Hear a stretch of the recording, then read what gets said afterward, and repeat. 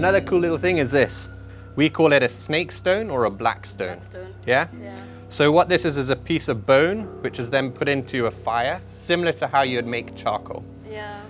And the belief behind this is that when you get bitten, you put that on the bite site, and they believe that it will suck or draw out any venom. Yeah? Unfortunately, it does not work that way.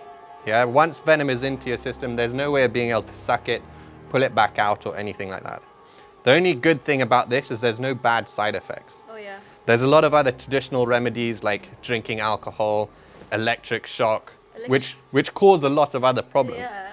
This one does it, and it has a lot of people that believe in it. So it can be used a bit like a placebo. Oh yeah. You can put it on someone because this is the only thing that they believe which will work. So It's not doing anything bad. Yeah. It might make them calm down a little bit. So that will stop the venom from moving around their body quickly. Oh yeah. Yeah. Hello beautiful people, welcome back to another episode of Discoveries and Safaris. My name is Whitney Kiso and I'm so excited. Today we are going to discover about snake milking and also knowing more about the venomous snakes and the less venomous snakes and also the good snakes. Let me say the good snake because Miss Bodo see bro. Anyway, before even I dive into the action, make sure to subscribe to our channel, give us feedback, tell us what you want to discover. Also don't forget, we are going to do safaris, but today I've told you we are going to do the milking part of the snake, and let me just take you direct to the milking part of the snake. Let's go watch the milking then, Whitney. Okay, thank you. We're doing a milking demonstration or a venom extraction here. Yeah. We always do it with 3 people.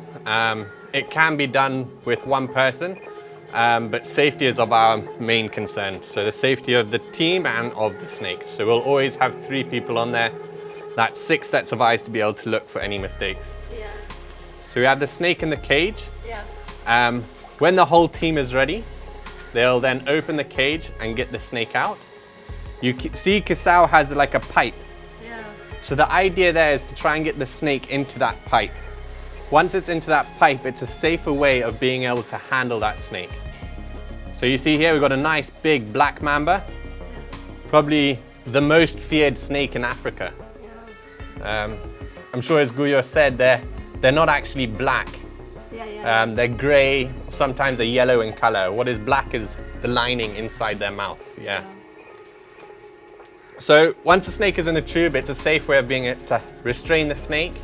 And then once everyone is ready, then they'll get ready, they'll pin the snake. They then bring it close up to that funnel where the snake will bite onto that funnel and you'll see the venom running down into the collection tube. When we milk, we'll actually milk the snakes according to locality. So a Black Mamba that's found along the coast, we'll milk those together. Then a Black Mamba that you probably find in the Masai Mara or somewhere else, we'll milk those into a separate can. You can see the venom running down there. Yeah? It's just such a tiny amount of venom, but it is enough to do a lot of damage. Look at that mouth. See the black lining inside the mouth? That's how it gets its name. Yeah, and the snake will stand there when it's feeling threatened. It'll open its mouth like that at you to show you that black lining. So the venom of snakes is very complex. So we milk them according to locality because a snake that you get at the coast to a snake that we would get in the Mara, the venom complex will be slightly different. Yeah. So why do you need the snake in the tube? It's a safer way of being able to restrain the snake rather than just taking it out with the tongs. And then if you were to do it that way, the process has to happen a lot quicker. You have to get ready to pin the head and everything like that. At least when it's in the tube, it's safely restrained until everyone is ready. Yeah. And then the person with the tube can let the snake out slowly. It can be pinned. And then once it's back out, it's good to go. So you can see in Jerry sucking off any little droplets of venom. You'll sometimes get some on the top of the glass in the funnel. She'll then put it down into the beaker and then measure the quantity of venom that that snake has given us. And then she'll milk again into the same beaker. So that gives us an idea of how much venom each snake is sort of producing. And the purpose of milking snakes, there's a few different reasons, but the main purpose is to create an antivenom. Antivenom is the only way to treat snakebite. Yeah. And the process in which that is done is we would take the wet venom, like what they're collecting now. Then what they would do is dry the venom. Once it's dry, it's in like a sugar form, or like sugar crystals. Yeah. That then is made into a cocktail. So you'll mix all your mambas, your vipers, your cobra venom together. It is then injected into a horse. Yeah. The horse creates those antibodies, and it's those antibodies that are used to create an antivenom. Oh. This is a method that has been going on for 120 odd years.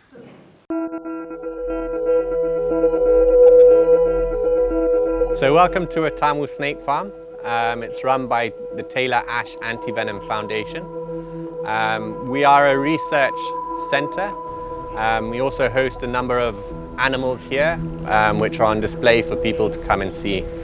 A lot of our main focus is on education, teaching communities the importance of snakes, and what to do in case someone is bitten by a snake. The snake farm's been here for about 43 years. It was started by one of the first curators of Nairobi museums, a gentleman by the name of James Ashe. He then handed that over to one of his people who he brought up, a young guy called Roy and Taylor, who then became the director and took on the farm and sort of got momentum globally with it.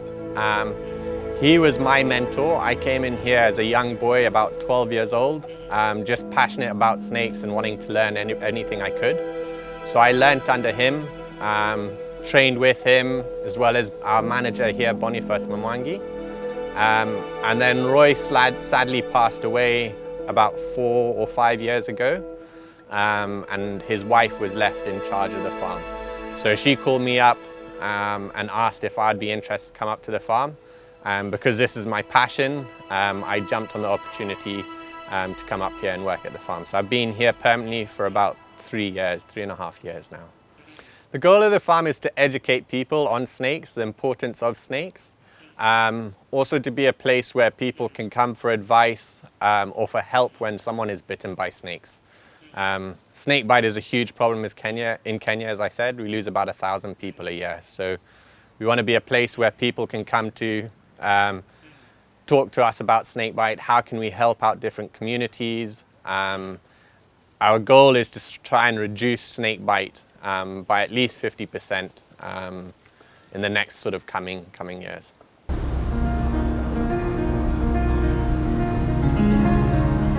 So we do a number of different things, from snake awareness training, so going to different areas, companies, teaching their staff the importance of snakes, and also how to handle a snake that has got into your compound. We call it an off-hands handling approach. So a way that you can move a cobra or a mamba by putting it into a tube or a bucket and being able to safely relocate it outside. Snakes are important to have in the ecosystem, so we need to change the mentality of every dead snake is a good snake and get people rescuing them and trying to release them back into the wild. We also do snake safaris. People who are interested in coming out, wanting something a little bit different. We can take you on a trip all around Kenya, even throughout Africa. We've got everything from a half-day snake trip up to a full sort of 14-day snake trip. We've found some pretty cool snakes while being out and about. Snakes which haven't been seen for 30 odd years or photographed, or snakes which haven't even been known to one locality. So on my last trip to Kakamega, we found a water snake called the Thelon's water snake, and it wasn't known from the locality that we were in. So things like that really sort of boost your morale and make you get excited. But also going into communities and educating them, sort of spreading your knowledge and your awareness, and then once you leave that community, to have someone being like, right, now we can understand snakes, we don't have to kill them. And getting someone who used to kill every snake that they've seen to now be sending you a message and saying, can I leave this snake in my house? Is it safe? And you say, yeah, and they're happy to leave it there. That's really rewarding to me. Snakes cause a lot of problems. We have over 100 different species of snakes in Kenya. Of that, there's probably only about 24 which are medically important, snakes that have killed people. So trying to teach people the importance of those snakes. Also helps them understand which snakes that they have around their areas, which ones to look out for and which ones are fine to keep. So snake bite is a real problem. There's not a huge amount which you can do on the ground. There's some basic first aid, like keeping that patient calm, putting on like a pressure mobilization splint, and getting that person to the nearest medical facility as soon as possible. For someone who gets spat at by a spitting cobra, it's very, very painful to get venom in your eyes. It's kind of like putting chili and a mix of sand in your eyes.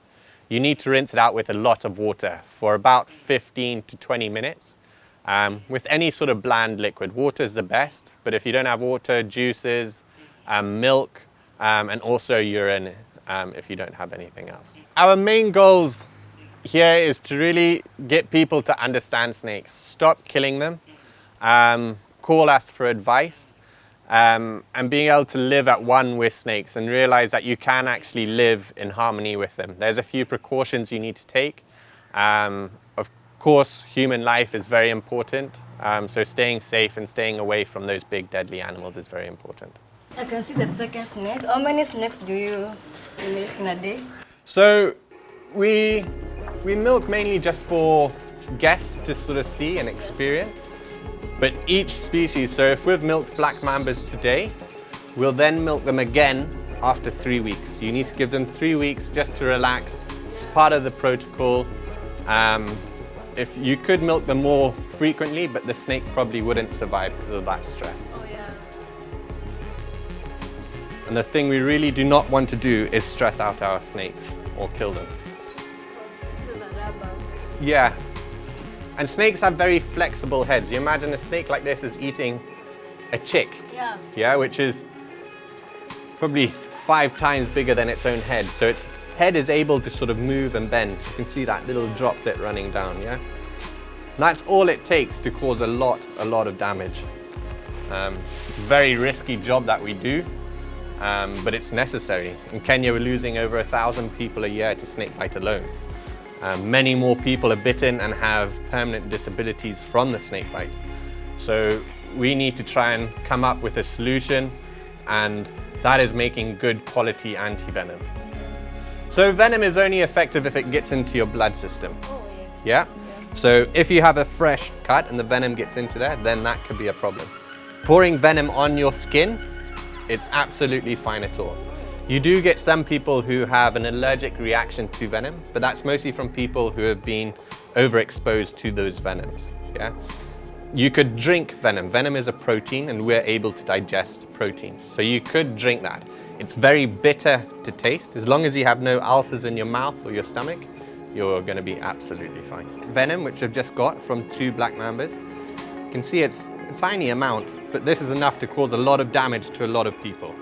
Yeah, it only takes a tiny little droplet of venom to cause a huge problem. So this goes off fairly quickly. It needs to go into the freezer straight away. From the freezer, we'll then put it in our dryer.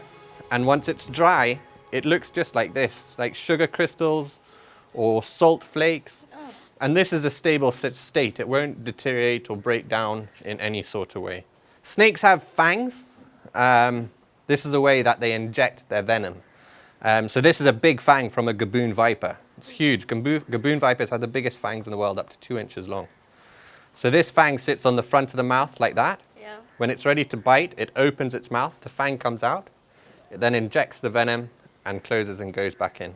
So this is just like a hypodermic needle. You can see in the bottom here where the venom comes out of. Yeah, so that's where the venom will come out. These fangs fall out by themselves. They always need to have a sharp fang to be able to deliver the venom.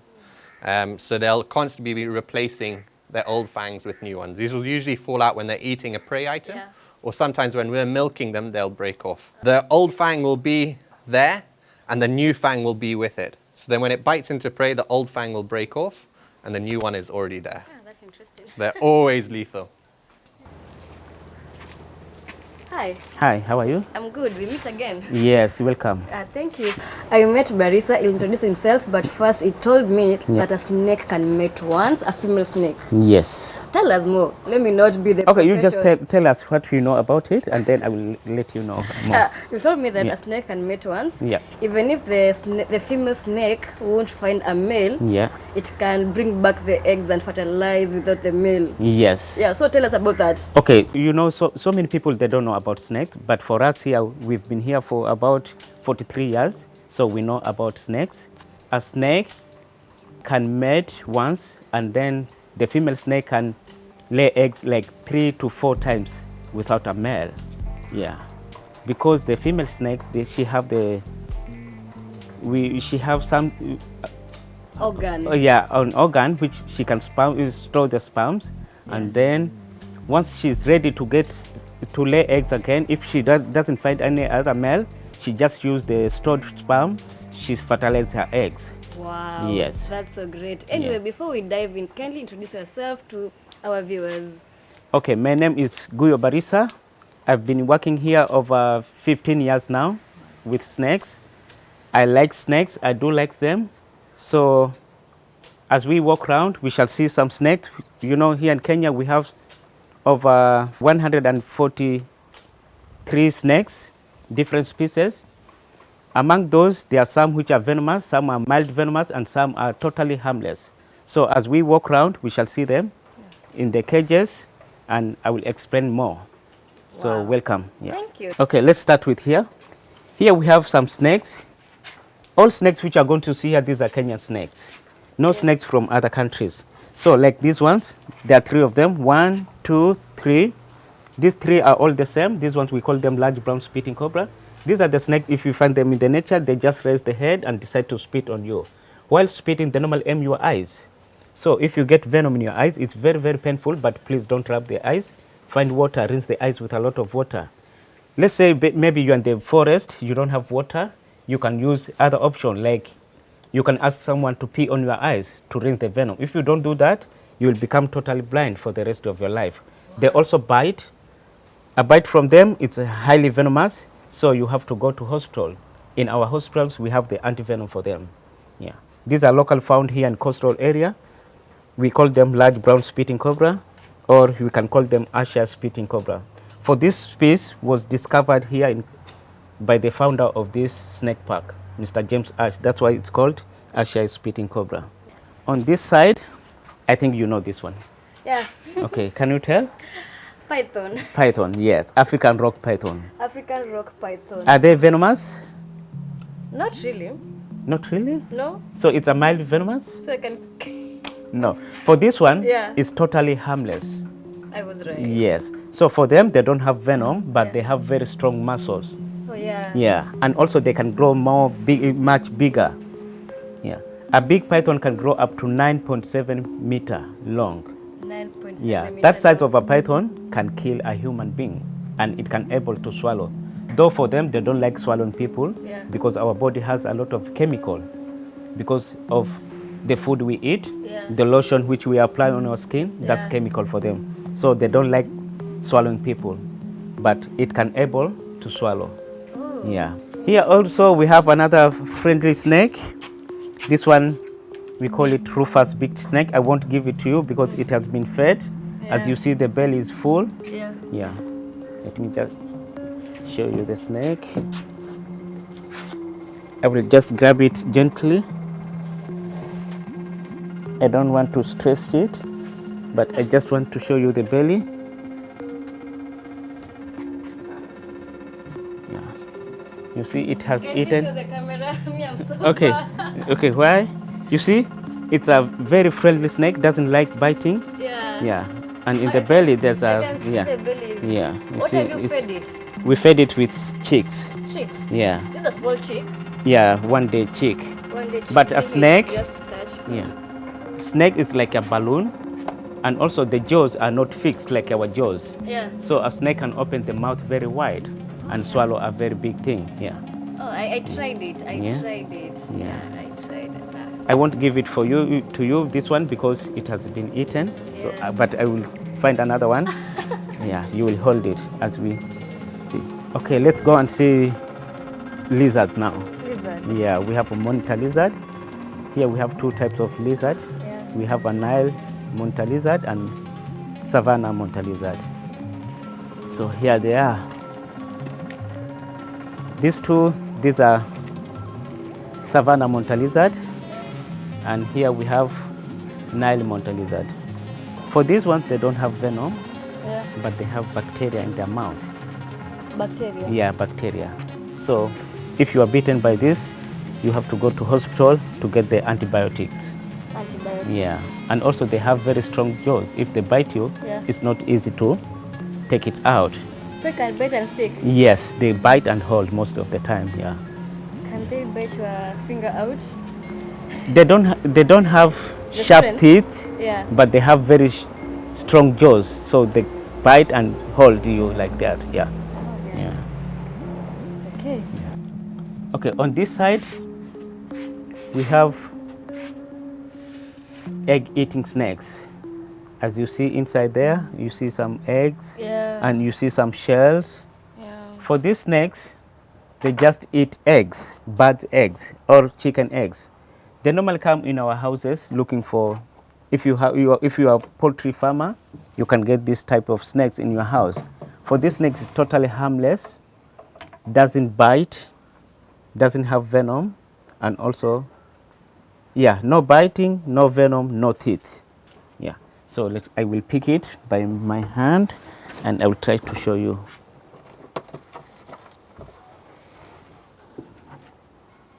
As you see, this size of a snake, Yeah. with a very small head like this, it can able to swallow a full chicken egg. Wow. It can swallow it up to here, and then stretch itself, crush the shell, suck everything from the shell, and then spit out the shell, like this. Like this. These are chicken eggs, Yeah. full chicken big eggs. You see? Yeah. They just swallow. For this one, you can hold it. You can play with it. No teeth, no biting, no venom. I tried it. Yeah. Finally. Yeah. But don't let it go. Why? 'Cause- No biting, no Yeah. teeth, no venom. okay. Yeah. This is the far I can go. Also, we can get them in different colors. Yeah. Hold it for me, please. Don't drop it. I won't. Don't. bite. Okay. Thank you. No. Yeah. You just be with it. I just want to show you the other ones. The other Like color. a statue. Yeah. Let me show you the other ones.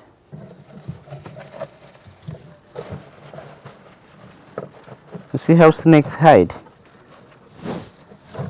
Let it come to you to smell you nicely. Yeah.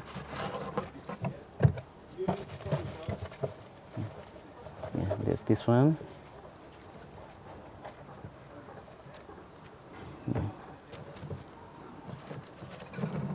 I love that gray. Yeah. You see? They can't start fighting. No. Okay. Yeah. These are, they don't fight. Sorry. Are you okay? Yeah. You see, these are all the same. Yeah, yeah. This, even this size of a snake can swallow a full chicken egg. Okay. Yeah. Yeah. Can you hold them? Okay. Have No. this one. No. Okay. Please. You've done it. I've done it. Yeah. Oh. No, I have cats. Yeah. So sometimes the cats can fight. You know, Yeah. I don't want to be part of that snake fight. Okay. Same speech, not easy to fight. Yeah. Yeah. No, just shika tu Okay. sasa. Shika mama. Shika sifungue macho. Okay. Okay. Pass it to me. Shika.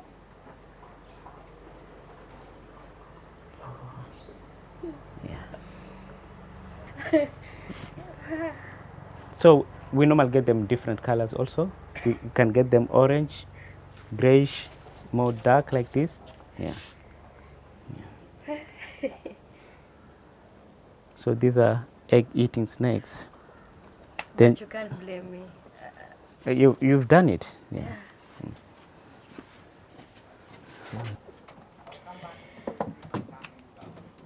So these are also house snakes. Stop spidey. Hey, I love the shiny Yeah. part of it. That's a house snake. Yeah. Also for them, these are constrictor, like pythons. Yeah. They kill their prey by constricting. Oh, They yeah. have to bite and then strangle on their prey. Yeah. For this one, they can bite, but no, No. venom. Yeah. It can bite.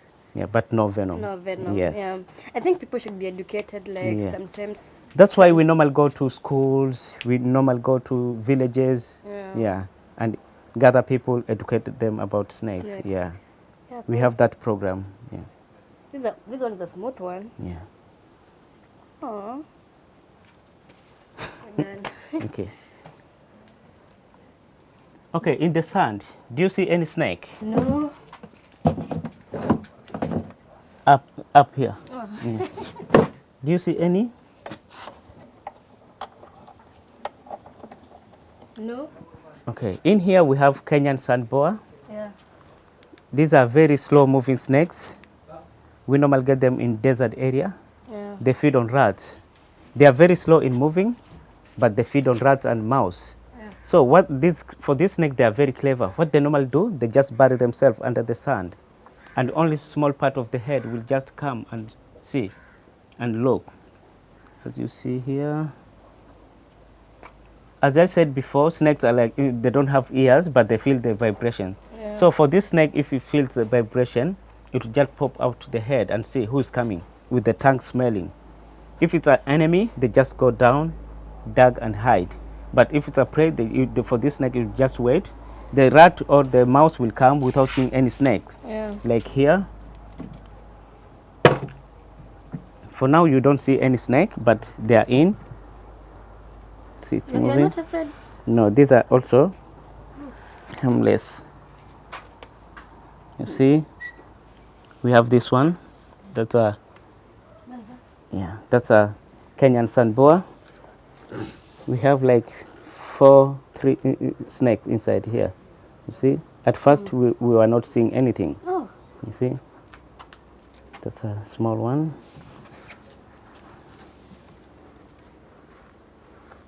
The first one. Yeah, you are here. You see? Oh yeah. We call them Kenyan sand boa. They look so beautiful. Yeah.